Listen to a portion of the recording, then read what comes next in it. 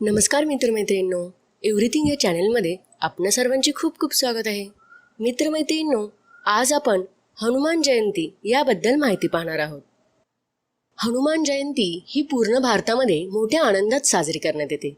खास करून महाराष्ट्रामध्ये हा दिवस खूप मोठ्या उत्साहामध्ये साजरा करण्यात येतो. या दिवशी हनुमान मंदिरामध्ये सूर्योदयापासून ते सूर्यास्त होईपर्यंत देवळात भजनी मंडळी भजन करत असतात.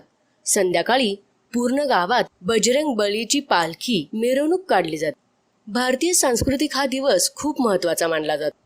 हनुमान जयंती हा दिवस म्हणजे हिंदू देवता हनुमान यांचा जन्मदिवस. या दिवशी महाबलवान पवनपुत्र हनुमान जन्माला आले. वर्षातील पहिली हनुमान जयंती चैत्र महिन्यात येते. हनुमानजींचा जन्म चैत्र महिन्याच्या पौर्णिमेला झाला होता. म्हणूनच हा दिवस हनुमान जयंती म्हणून साजरा केला जातो. आणि वर्षातील दुसरी हनुमान जयंती दिवाळी जवळ येते. दिवाळीच्या जवळ येणारी हनुमान जयंती कार्तिक महिन्याच्या कृष्ण पक्षातील चतुर्दशी तिथीला साजरी केली जाते. हिंदू देवता हनुमान यांचा जन्मदिवस. हनुमान जयंती म्हणजे हिंदू देवता हनुमान यांचा जन्मदिवस होय. चैत्र महिन्यातील पौर्णिमा तिथीच्या दिवशी सूर्योदयाच्या वेळी हनुमान जयंती साजरी केली जाते. या दिवशी हनुमानांच्या देवळात सूर्योदयाच्या आधीपासून षोडशोपचार पूजेला तसेच कीर्तनाला प्रारंभ करतात.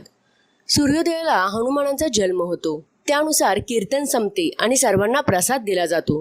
हनुमान यांचा जन्म नाशिक जिल्ह्यातील अंजनेरी येथे झाला असे मानले जाते. वानरगणांचा मुख्य केसरी आणि त्यांची पत्नी अंजनी यांचा हनुमान हा पुत्र आहे, अशी हिंदू धर्मातील प्रचलित धारणा आहे. हनुमानजी हे श्रीरामांचे निस्सीम भक्त असल्याचा कथा वाल्मिकी रामायणात आढळतात.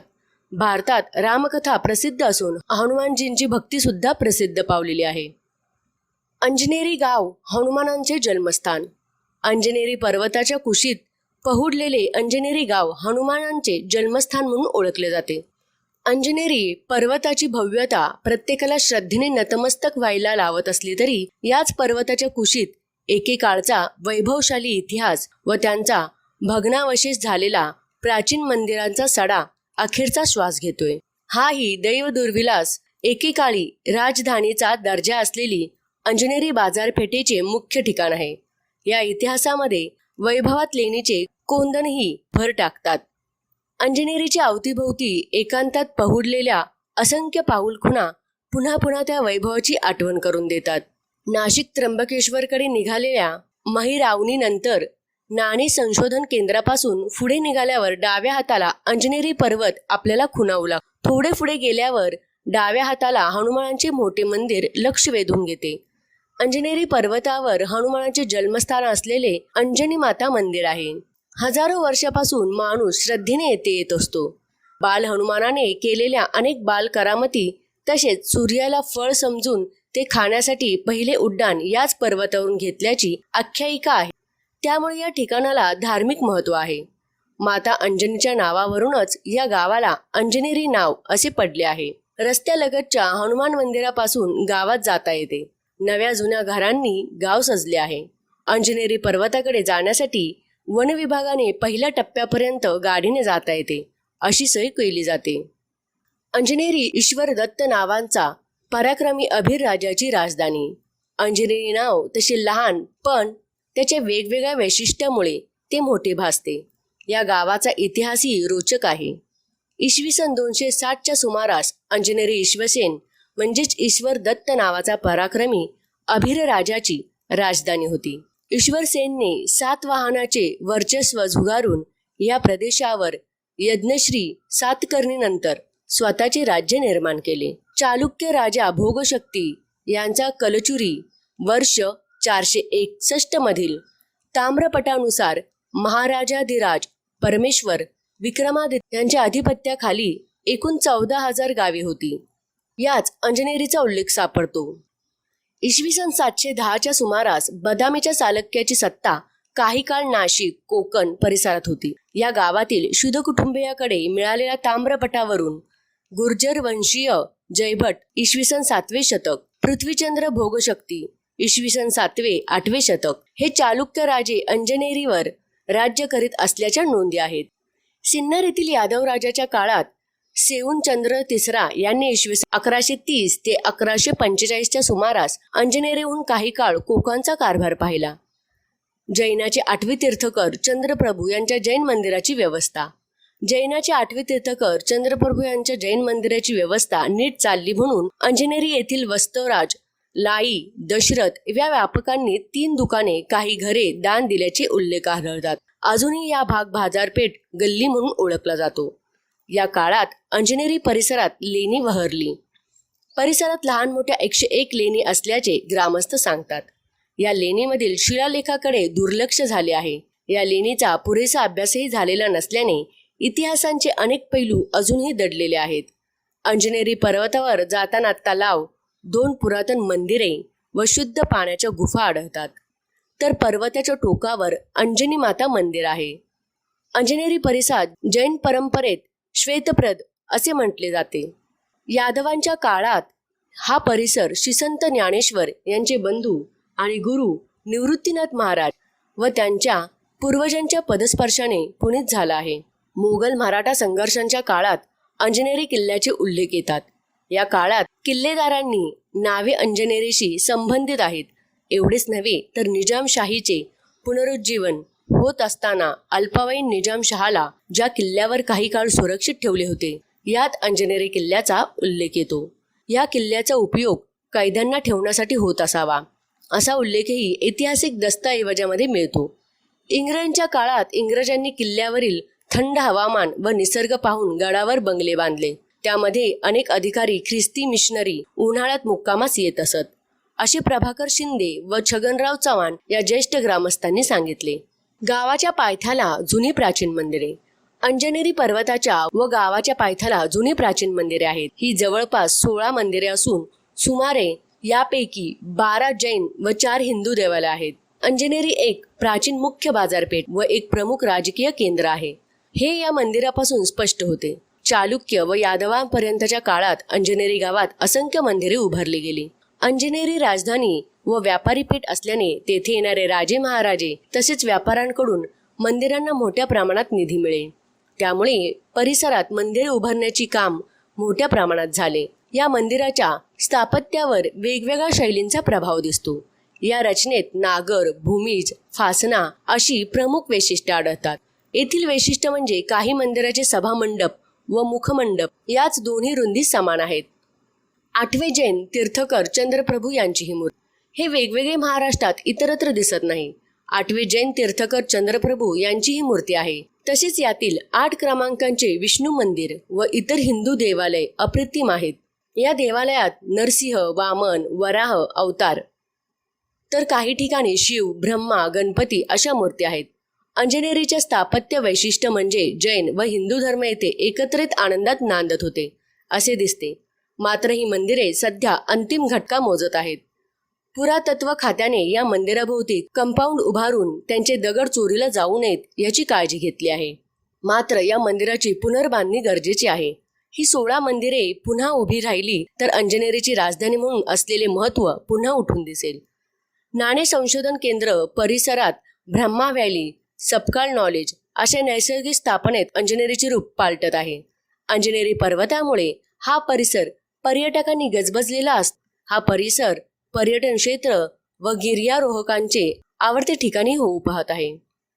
अंजनेरी गावातून किल्ल्यावर येताना वाटेतच पायऱ्यांच्या ठिकाणी गुहेत लेणी आढळतात. ही लेणी जैन धर्मीय असल्याचे दिसून येते. पठारावर पोहोचलेल्या 10 मिनिटातच अंजनी मातेचे मंदिर आहे. अंजनी बऱ्यापैकी प्रशस्त आहे, मुक्काम करण्यासाठी योग्य आहे. येथून थोडे पुढे गेल्यावर 2 वाटा लागतात. एक डावीकडे वळते तर दुसरी समोरच्या बाळे किल्ल्याकडे चढते. डावीकडच्या वाटेने वळल्यावर 10 मिनिटातच आपणास सीता गुहेपाशी येऊन पोहोचतो. गुहा 2 खोल्याची आहे. या 10 ते 12 जणांना राहता येते. गुहेच्या भिंतीवर अनेक शिल्पे कोरलेली आहेत. समोर असणाऱ्या वाटेने बाले किल्ल्यावर गेल्यावर 20 मिनिटात आपण दुसऱ्या अंजनी मातेच्या मंदिरात पोहोचतो. हे मंदिर सुद्धा प्रशस्त आहे. किल्ल्याचा घेरा फार मोठा आहे. किल्ल्याच्या पठारावर बाकी काही पाहण्यासारखे नाही. किल्ल्यावर जाण्यासाठी मुख्य वाट अंजनेरी गावातून वर जाते. नाशिक त्र्यंबकेश्वर रस्त्यावर नाशिक पासून 20 किलोमीटर अंतरावरील फाट्यावर उतरावे. या फाट्यापासून 10 मिनिटे अंतरावर अंजनेरी गावात पोहोचावे. गावातून नवरा नवरीचे 2 सुळके नजरेस भरतात. गावातूनच एक प्रशस्त वाट किल्ल्यावर जाते. पुढे पायऱ्या लागतात. पायऱ्याच्या साह्याने अंजनेरीच्या पठारावर पोहोचता येते. अंजनेरी गावापासून तेथे येईपर्यंत येण्यासाठी 1.5 तास पुरतो. मुळे गावचा रस्ताही पायी चालण्यासाठी चांगली पायवाट आहे. या वाटेने असल्यास विशेष मजा येते. उतरताना तेथे येण्यासाठी बुधली या अवघड मार्गाचा वापर केल्यास लवकर खाली पोहोचता येते. परंतु धाडसी माणसांनीच या मार्गाचा अवलंब करावा. दशरथाच्या राण्यांप्रमाणेच तपश्चर्या करणाऱ्या अंजनीलाही पायस मिळाले होते व त्यामुळे मारुतीचा जन्म झाला होता. मात्र हनुमानांच्या जन्माविषयी काही रहस्य सांगितले जातात. रामभक्त हनुमानांच्या जन्मस्थळाविषयी नेमकी स्पष्टता नाही. संपूर्ण भारतात हनुमानांच्या जन्मतिथीबद्दल अनेक मतमतांतरे आहेत.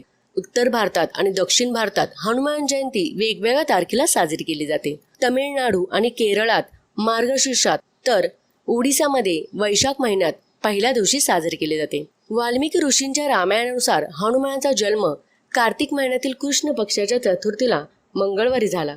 चैत्र महिन्यातील तिथी विजय महोत्सव आणि कार्तिक महिन्यातील तिथी वाढदिवसाच्या रूपात साजरी केली जाते असे म्हटले जाते. एका मान्यतेनुसार हनुमानांची भक्ती आणि समर्पण वृत्ती पाहून सीता मातेने त्यांना अमरत्वाचे वरदान दिले. हा दिवस नरक चतुर्दशीचा होय.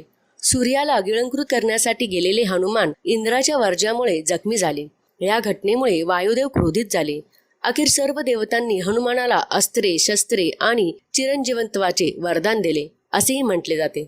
हनुमानाच्या वात्यप्राणामुळे एक ऋषींनी हनुमानाला शक्तीचा विस्मृतीचा शाप दिला होता. सीता शोधार्थ समुद्र ओलांडून जाण्यापूर्वी जांबुव्रतांनी हनुमानाला त्यांच्या शक्तीची आठवण करून दिली. मात्र या दरम्यान हनुमानांची बुद्धीची अनेक कामे केल्याचे सांगितले जाते.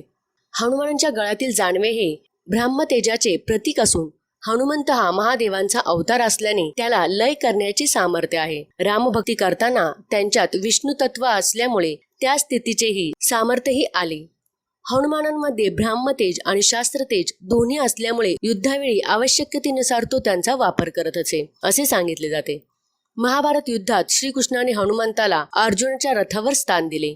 तेव्हा हनुमानांचे रथ व अर्जुन यांच्यावर येणारी अस्त्रे व शस्त्रे हवेतच नष्ट केली जात. हनुमान शक्ती सामर्थ्यांसाठी जेवढा प्रसिद्ध आहे तेवढाच बुद्धीसाठीही तो प्रसिद्ध आहे. लहानपणी हनुमानाने गुरुकुलात जाऊन अनेक विद्या आत्मसात केल्या. वानरांची युद्ध करण्याची विशिष्ट पद्धतीही त्यांनी शिकून घेतली. वेद, उपनिषद यांनी लहानपणीच तोंडपाठ केली होती.